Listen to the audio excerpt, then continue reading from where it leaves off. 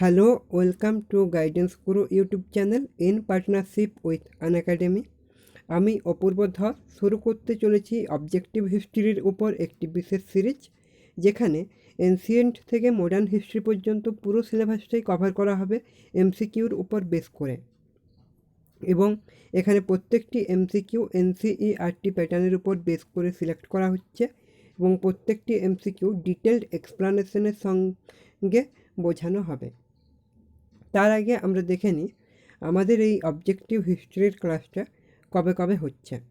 আমাদের এই অবজেক্টিভ হিস্ট্রির ক্লাসটা প্রতি বৃহস্পতি থেকে শনিবার ঠিক সন্ধ্যে 7টার সময় হবে। এবার আমরা সকলেই জানি যে হিস্ট্রিকে মূলত 3 ভাগে ভাগ করা হয়েছে। এক হলো এনসিয়েন্ট অর্থাৎ প্রাচীন যুগীয় ইতিহাস, দ্বিতীয়ত মেডিয়াভেল অর্থাৎ মধ্যযুগীয় ইতিহাস এবং তৃতীয়ত হচ্ছে মডার্ন অর্থাৎ নব্যযুগীয় ইতিহাস। এবার আমরা একে একে দেখে নেব আমাদের এই হিস্ট্রি সিরিজে আমরা কোন কোন টপিকগুলো আলোচনা করব। প্রথমেই আমরা দেখব এনসিয়েন্ট হিস্ট্রিতে আমরা কোন কোন টপিকগুলো আলোচনা করব। এনসিয়েন্ট হিস্ট্রিতে আমরা প্রথমেই আলোচনা করব ইন্দাস ভ্যালি সিভিলাইজেশন,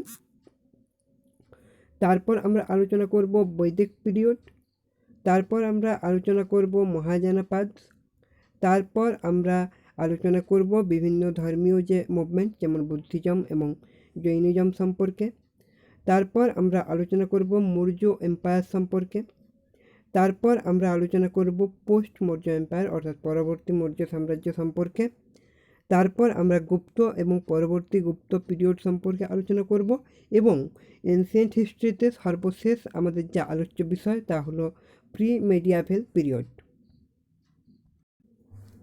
এবার আমরা দেখব মেডিয়াভেল হিস্ট্রিতে আমরা কোন কোন টপিকগুলো আলোচনা করব। মেডিয়াভেল হিস্ট্রিতে আমরা প্রথমেই যা আলোচনা করব তা হলো দিল্লি সুলতানি, তারপর হলো বিজয়নগর এবং বাহমানি সাম্রাজ্য, তারপর বিভিন্ন রিলিজিয়াস মুভমেন্ট যেমন ভক্তি এবং সুফি আন্দোলন, তারপর মোগল পিরিয়ড এবং সর্বশেষ আমাদের মেডিয়াভেল হিস্ট্রিতে আলোচ্য বিষয় হলো মারাঠা সাম্রাজ্য। নেক্সট আমরা দেখব মডার্ন হিস্ট্রিতে আমরা কোন কোন টপিকগুলো আলোচনা করব। মডার্ন হিস্ট্রিতে আমরা প্রথমেই আলোচনা করব ইউরোপিয়ানদের ভারতবর্ষে যে আগমন, সেই আগমনের সময়কাল থেকে। তারপর আমরা আলোচনা করব ভারতবর্ষে ব্রিটিশ সাম্রাজ্যের যে স্থাপনার সময়কাল এবং তখনকার যে আঞ্চলিক শক্তি, সেই আঞ্চলিক শক্তি সম্পর্কে।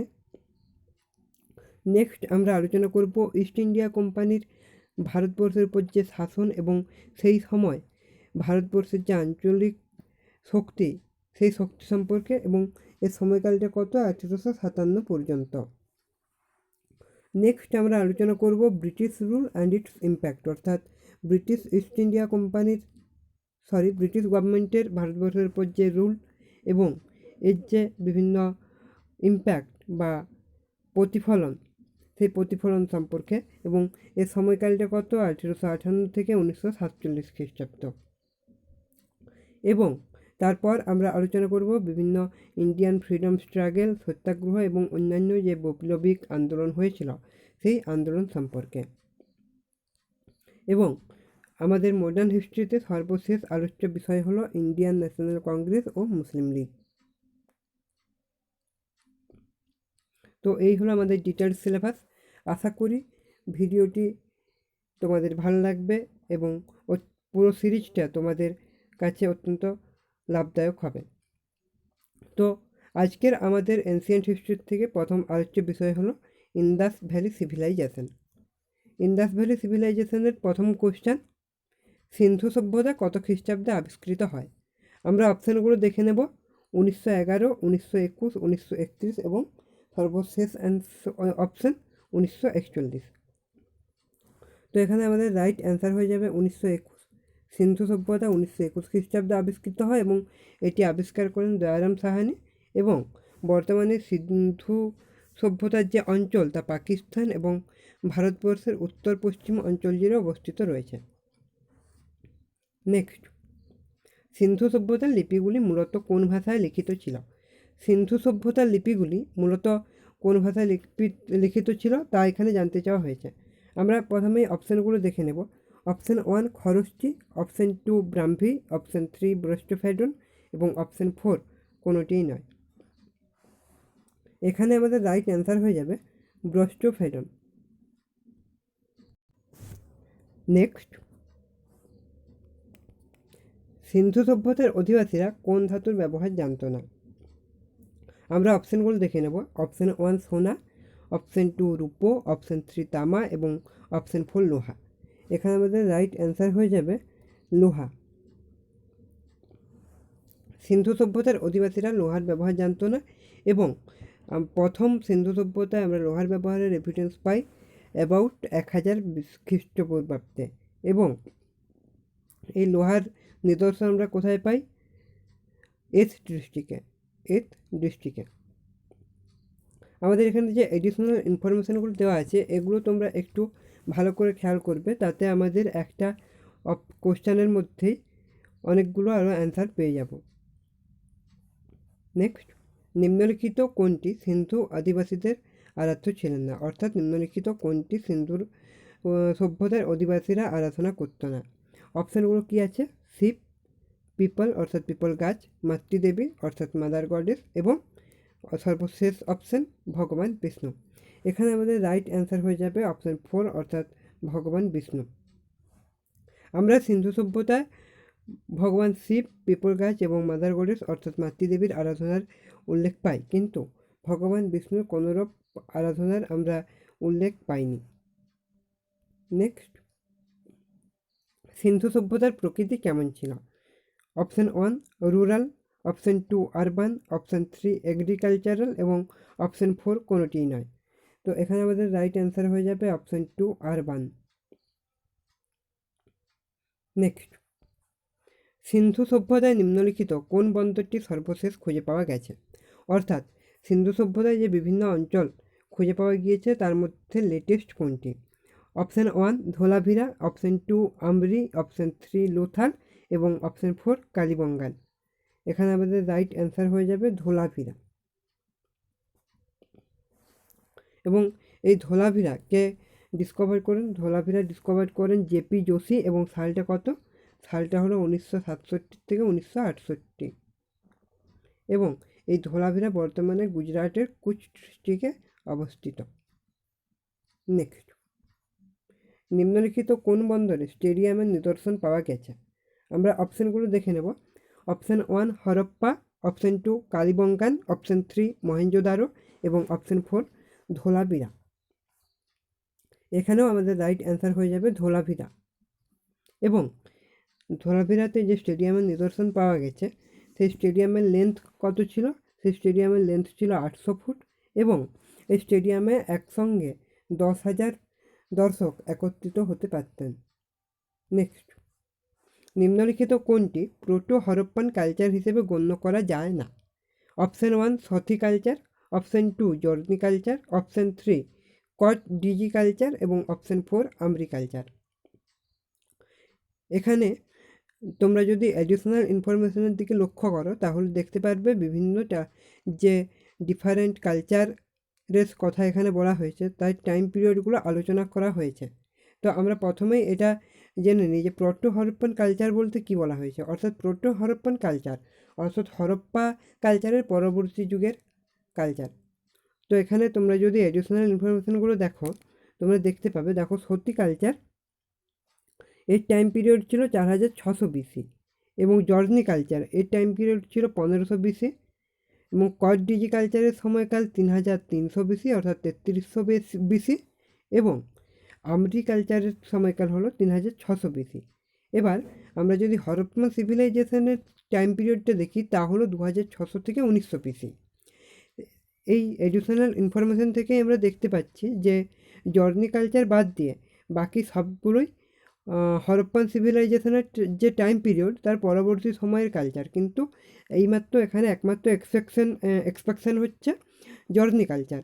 অর্থাৎ আমরা এখান থেকে বলতেই পারি যে journey culture proto Harappan culture হিসেবে গণ্য করা যায় না, কারণ জর্নি কালচার হরপ্পান সিভিলাইজেশনের যে টাইম পিরিয়ড সেই টাইম পিরিয়ডের মধ্যেই চলে আসছে। সেই ক্ষেত্রে আমাদের রাইট অ্যান্সার হয়ে যাবে অপশান 2। নেক্সট, সিন্ধু সভ্যতায় নিম্নলিখিত কোন অঞ্চলে বন্দরের অস্তিত্ব খুঁজে পাওয়া গেছে? Option 1 Harappa, option 2 Mohenjo-daro, option 3 Lothal এবং অপশান 4 ধোলাভিরা। এখানে আমাদের রাইট অ্যান্সার হয়ে যাবে অপশান 3 লোথাল। এবং এই যে বন্দরটি খুঁজে পাওয়া গিয়েছে সেটি কোথায় অবস্থিত? সেটি লোথালের পূর্ব দিকে অবস্থিত, পূর্ব দিকে। এবং লোথালকে আবিষ্কার করেন, লোথাল আবিষ্কার করেন SR রাও। এবং তার সময়কালটা কত? তার সময়কাল হচ্ছে 1954, অর্থাৎ 1954। নেক্সট, নিচের কোন অঞ্চলে সুগঠিত নিকাশি ব্যবস্থার নিদর্শন পাওয়া যায়? অর্থাৎ নিম্নলিখিত কোন অঞ্চলে ওয়েল ডিজাইনড ওয়াটার সিস্টেম আমরা দেখতে পাই? অর্থাৎ well design water management system আমরা দেখতে পাই। আমরা অপশানগুলো দেখে নিই। Option 1 Harappa, option 2 Lothal, option 3 Mohenjodaro এবং অপশান 4 কালীবঙ্গান। এখানে আমাদের রাইট অ্যান্সার হয়ে যাবে মহেঞ্জোদারো। মহেঞ্জোদারোতে আমরা well designed water management system দেখতে পাই। নেক্সট, কোন অঞ্চলে গরুর গাড়ির নিদর্শন মেলে? এখানে আমরা অপশানগুলো আগে দেখে নিই। Option 1 Harappa, option 2 Mohenjo-daro, option 3 Lothal এবং কোনোটিই নয়। এখানে আমাদের রাইট অ্যান্সার হয়ে যাবে অপশান 1 হরপ্পা। হরপ্পাতেই আমরা সিন্ধু সভ্যতায় গরুর গাড়ির নিদর্শন পাই। নেক্সট, সিন্ধু সভ্যতা নিম্নলিখিত কোন যুগের সঙ্গে সম্পর্কিত? অর্থাৎ সিন্ধু সভ্যতার যে সময়কাল তা কোন যুগের সঙ্গে সম্পর্কিত? অপশান 1 প্রাগৈতিহাসিক, অপশান 2 প্রাগৈতিহাসিক, অপশান 3 ঐতিহাসিক এবং অপশান 4 কোনোটিই নয়। এখানে আমাদের রাইট অ্যান্সার হয়ে যাবে অপশান 1 প্রাগৈতিহাসিক। নেক্সট, নিম্নলিখিত কোন অঞ্চলে সর্বপ্রথম কৃষিকার্যের নিদর্শন মেলে? অর্থাৎ সিন্ধু সভ্যতায় সর্বপ্রথম কোথায় কৃষিকার্যের নিদর্শন মেলে? অপশান 1 কালীবঙ্গান, অপশান 2 আমরি, অপশান 3 মেহেরগড় এবং অপশান 4 লোথাল। আমাদের এখানে রাইট অ্যান্সার হয়ে যাবে মেহেরগড়। নেক্সট, হরপ্পা সভ্যতার সবচেয়ে গুরুত্বপূর্ণ দুটি শস্য নিম্নলিখিত কোনটি? অপশান 1 গম ও বার্লি, অপশান 2 তিল ও সরষা, অপশান 3 চাল ও মটর এবং অপশান 4 তুলো ও আখ। এখানে যদি সিন্ধু সভ্যতার গুরুত্বপূর্ণ দুটি শস্য বলা হয় সেই ক্ষেত্রে আমাদের রাইট অ্যান্সার হয়ে যাবে অপশান 1 গম ও বার্লি। নেক্সট, নিম্নলিখিত কোন অঞ্চল থেকে সিঁদুরের নিদর্শন পাওয়া যায়? আমরা অপশানগুলো দেখে নেব। Option 1 Harappa, option 2 Mohenjo-daro, option 3 নৌসর এবং সর্বশেষ অপশান 4 বালাকোট। এখানে আমাদের রাইট অ্যান্সার হয়ে যাবে অপশান 3 নৌসর। এবং এই নৌসর কোথায় অবস্থিত? নৌসর মেহেরগড় থেকে 6 কিলোমিটার দূরে অবস্থিত। এবং এই নৌসরেই ওয়েল ডেভেলপড কোটডিজিয়ান সেটেলমেন্ট আছে। কোটডিজিয়ান সেটেলমেন্ট আমরা নৌসরে লক্ষ্য করি। তো তোমরা যদি অ্যাডিশনাল ইনফরমেশানগুলো ভালো করে লক্ষ্য করো সেই ক্ষেত্রে তোমরা দেখো একটা কোশ্চেন থেকেই আমরা আবার অনেক তথ্য জানতে পারছি। এখানে যদি কোশ্চেনটি এরকম থাকতো যে নিম্নলিখিত কোন অঞ্চলে কোটডিজিয়ান সেটেলমেন্টের উল্লেখ পাওয়া যায় বা নিদর্শন পাওয়া যায় সেই ক্ষেত্রেও কিন্তু আমাদের অ্যান্সার হয়ে যেত নৌসর। নেক্সট, হরপ্পার খনন কার্যের সময় আর্কিওলজিক্যাল সার্ভে অফ ইন্ডিয়ার ডাইরেক্টর জেনারেল কে ছিলেন? অপশানগুলো দেখে নিই। Option 1 Dayaram Sahni, option 2 Rakhaldas Banerjee, option 3 John Marshall এবং অপশান 4 এম হুইলার অর্থাৎ মার্টিন হুইলার। তো এখানে আমাদের রাইট অ্যান্সার হয়ে যাবে অপশান 3 জন মার্শাল। এবং জন মার্শালের টাইম পিরিয়ডটা যদি আমরা দেখি as a director general of archaeological survey of India তাহলে তার সময়কাল হলো 1902 থেকে 1928। নেক্সট, চানুদারোর খনন কার্য কে পরিচালনা করেছিলেন? Option 1 John Marshall, option 2 JH Mackay, option 3 M Wheeler অর্থাৎ মার্টিন হুইলার এবং অপশান 4 কোনোটিই নয়। এক্ষেত্রে আমাদের রাইট অ্যান্সার হয়ে যাবে অপশান 2 JH ম্যাকাই। এবং চানুদারোর যে এক্সকাভেশন বা খনন এর ইনভেস্টিগেশন কে করেছিলেন? Indian archaeologist NG Majumdar. এবং তার সময়কাল কত ছিল? 1931। এবং চান্দুদারোর যে খনন কার্য হয় সেই খনন কার্যের সময়কাল কত ছিল? 1935 থেকে 1936, যার পরিচালনা করেছিলেন JH ম্যাকাই। নেক্সট, সিন্ধু সভ্যতার কোন অঞ্চলে নিকাশি ব্যবস্থার নিদর্শন পাওয়া যায় না? আমরা কিছুক্ষণ আগে আলোচনা করলাম যে সিন্ধু সভ্যতার কোন অঞ্চলে সবচেয়ে ভালো নিকাশি ব্যবস্থার নিদর্শন পাওয়া যায়। এবার এইখানে আমাদের জিজ্ঞাসা করেছে কোন অঞ্চলে নিকাশি ব্যবস্থার নিদর্শন পাওয়া যায় না।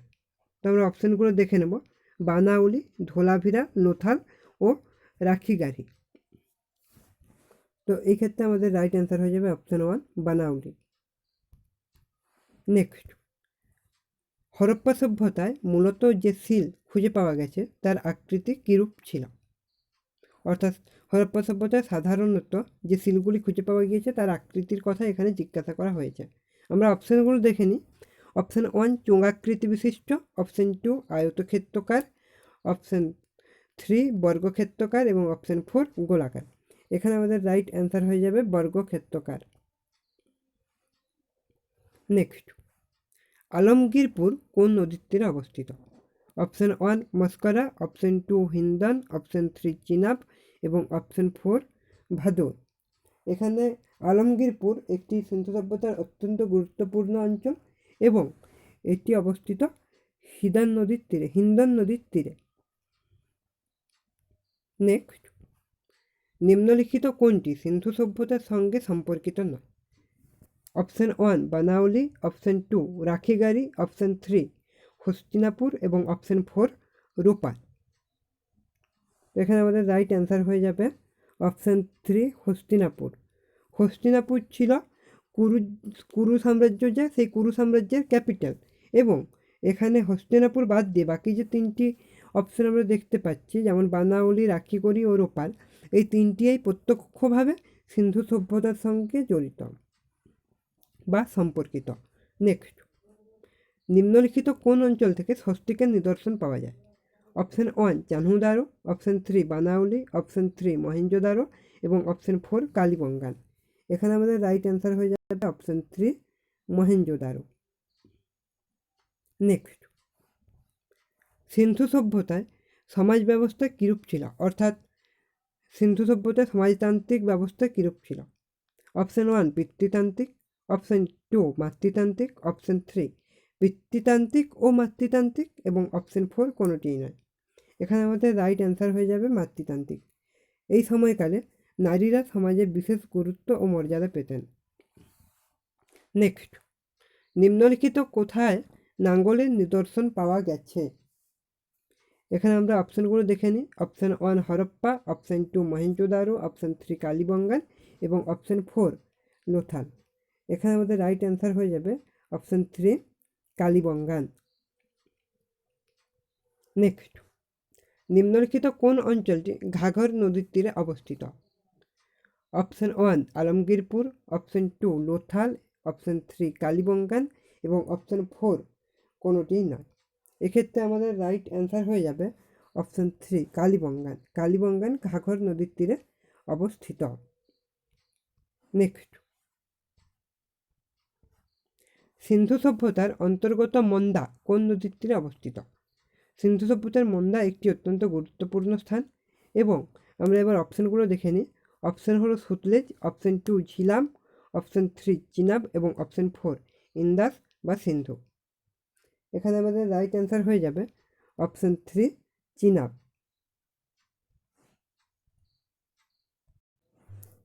নেক্সট, নিম্নলিখিত কোথায় সিটাডেলের বাইরে শস্যাগারের নিদর্শন পাওয়া যায়? আমরা যেরকম জানি সিন্ধু সভ্যতার অঞ্চল দুটি বিভক্ত ছিল, একটি হলো সিটাডেল এবং অপরটি হলো লোয়ার টাউন।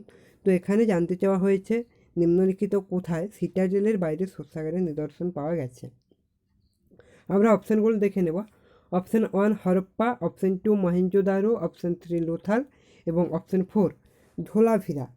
তো এক্ষেত্রে আমাদের রাইট অ্যান্সার হয়ে যাবে অপশান 2 মহেঞ্জোদারো। নেক্সট, লোথাল বন্দরটি নিম্নলিখিত কোন নদীর সঙ্গে সংযুক্ত ছিল? সিন্ধু সভ্যতায় লোথাল একটি অত্যন্ত গুরুত্বপূর্ণ বন্দর এবং এখানে জানতে চাওয়া হয়েছে লোথাল বন্দরটি নিম্নলিখিত কোন নদীর সঙ্গে সংযুক্ত ছিল। আমরা অপশানগুলো দেখে নিই। অপশান 1 ঘাগরা, অপশান 2 বোগাভ বা বোগাভো, অপশান 3 নর্মদা এবং অপশান 4 তাপ্তি। এখানে আমাদের রাইট অ্যান্সার হয়ে যাবে অপশান 2 বোগাভ বা বোগাভো।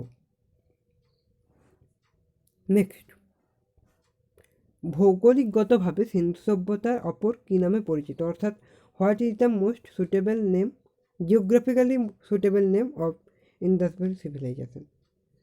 তো এখানে আমরা অপশানগুলো দেখে নেব। Option 1 Harappa civilisation, option 2 Indus civilisation, option 3 Saraswati civilisation এবং অপশান 4 ইন্দাস সরস্বতী সিভিলাইজেশন। এখানে আমাদের রাইট অ্যান্সার হয়ে যাবে অপশান 4 ইন্দাস সরস্বতী সিভিলাইজেশন। এটা হলো সিন্ধু সভ্যতার ভৌগোলিকভাবে মোস্টলি সুটেবল নেম। কিন্তু সিন্ধু সভ্যতা ইন্দাস সিভিলাইজেশন বাদ দিয়েও বা ইন্দাস ভ্যালি সিভিলাইজেশন বাদ দিয়েও অপর কী নামে পরিচিত ছিল? অপর নামগুলি হলো হরপ্পান সিভিলাইজেশন এবং সরস্বতী সিভিলাইজেশন। এই দুটি নামেও পরিচিত ছিল।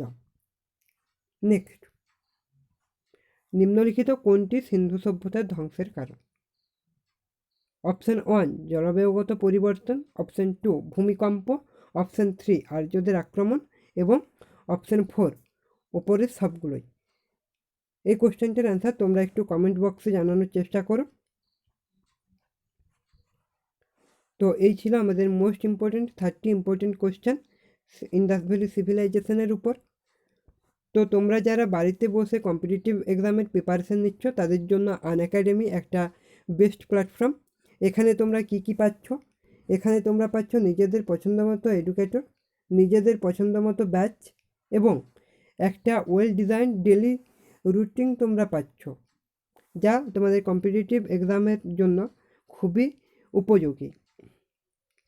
এবং আনএকাডেমি তোমাদের নতুন কী দিচ্ছে? প্রত্যেকটা ক্লাসে ওয়ার্ল্ড ক্লাস টেকনোলজি ব্যবহার করা হচ্ছে এবং ইন্টারেক্টিভ ক্লাসেস পাচ্ছ, যার মানে কি না প্রত্যেকটা এডুকেটারের সাথে ওয়েস্ট বেঙ্গলের টপ এডুকেটারের সাথে তোমরা পোল সেকশন ও চ্যাট সেকশনের মধ্যে দিয়ে একটা কমিউনিকেশন স্থাপন করতে পারছো। এবং কি না প্রত্যেকটা ক্লাসের লিডার বোর্ড দেওয়া হচ্ছে, যাতে তোমরা সেলফ অ্যানালাইসিস করে বুঝতে পারছো যে তোমাদের প্রিপারেশনটা কোন জায়গায় আছে এবং সেই মতো নিজেরা প্রস্তুতি নিতে পারছ। এবং আরও কি পাচ্ছ? স্ট্রাকচারড কোর্সেস পাচ্ছ এবং কুইজ পাচ্ছ, ডাউট ক্লিয়ারিং ক্লাসেস পাচ্ছ, টেস্ট সিরিজ পাচ্ছ এবং ডুয়াল এডুকেটর ক্লাসেস পাচ্ছ, যেখানে দুজন এডুকেটর একটি টপিকের উপরই তোমাদের বোঝাবেন। তো তোমরা যারা আনএকাডেমি সাবস্ক্রিপশন নিতে ইচ্ছুক তারা একটু সাবস্ক্রিপশন প্ল্যানগুলো দেখে নাও। তোমরা 1 মান্থ, 3 মান্থ, 6 মান্থ, 12 মান্থ এবং 24 মান্থসের সাবস্ক্রিপশন নিতে পারো।